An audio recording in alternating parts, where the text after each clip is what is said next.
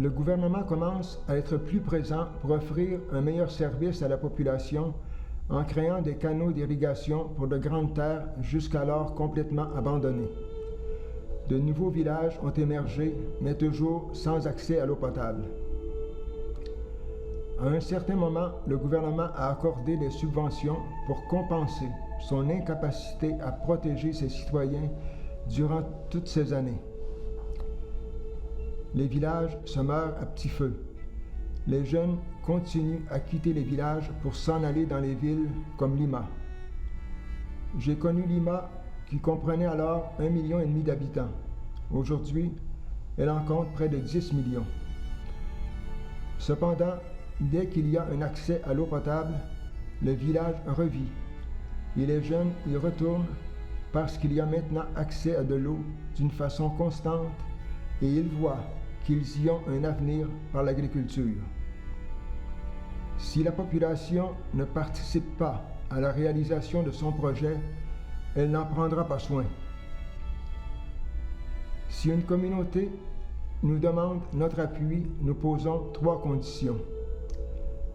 La première condition est qu'elle doit former un comité d'eau potable dans lequel 50% des membres seront des femmes.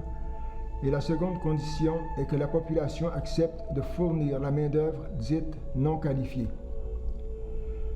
Il faut dire qu'au Pérou, l'eau pour l'irrigation est une affaire d'hommes, tandis que l'eau pour la maison est à la charge des femmes.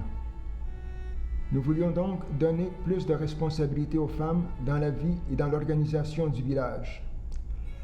Elles sont bien contentes que nous insistions pour qu'elles prennent leur place et elles le font très bien. Ces conditions sont non négociables.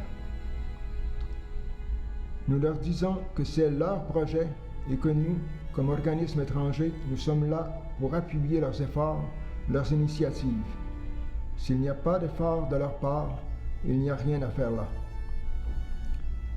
En gros, les gens s'impliquent pour réaliser leur projet et nous les aidons en apportant toute la direction technique, les matériaux, puis les ouvriers spécialisés pour installer la tuyauterie, construire le réservoir, etc.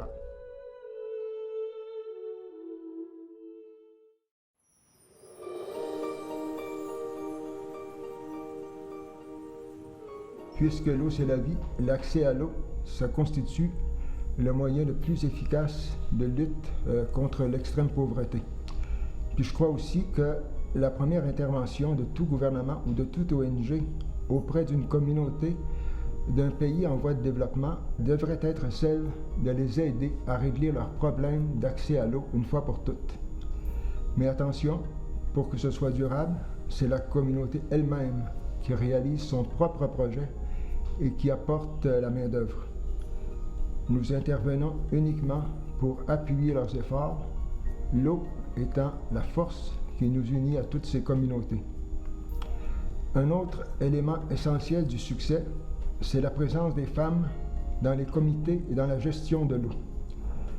Un prêtre claretin qui a missionné de nombreuses années sur le fleuve Ucayali a témoigné à cet effet au moment de son départ en affirmant que la présence des femmes dans les comités avait transformé la vie des communautés où les ailes de l'espérance interviennent pour l'accès à l'eau.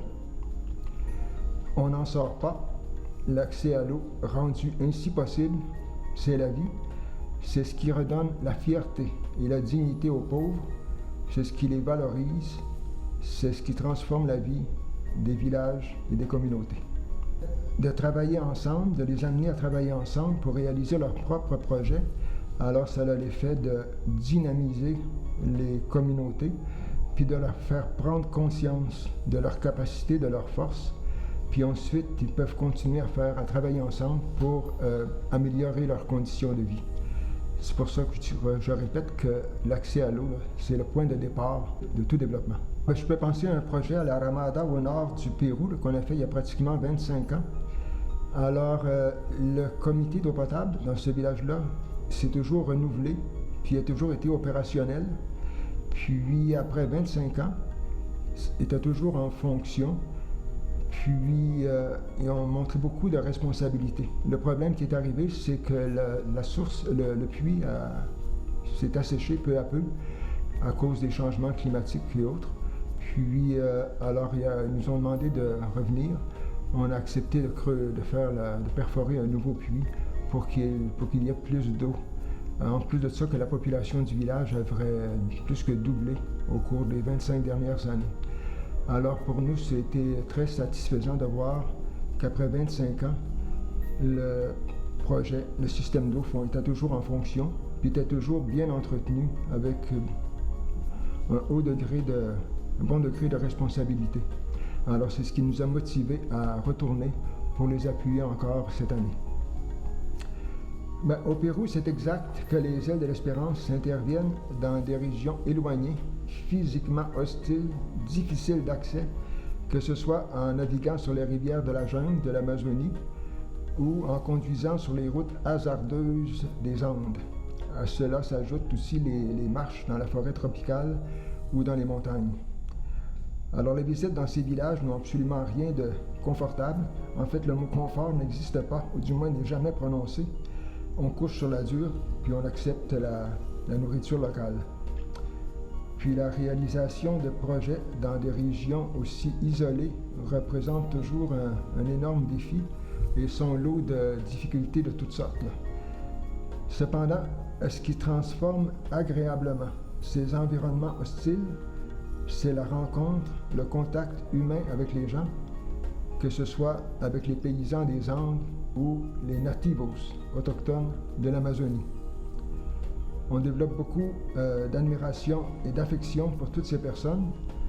Je regrette toujours de ne pas avoir plus de temps à passer avec eux. C'est tout ça qui explique qu'après 56 ans, je reste pogné avec le Pérou.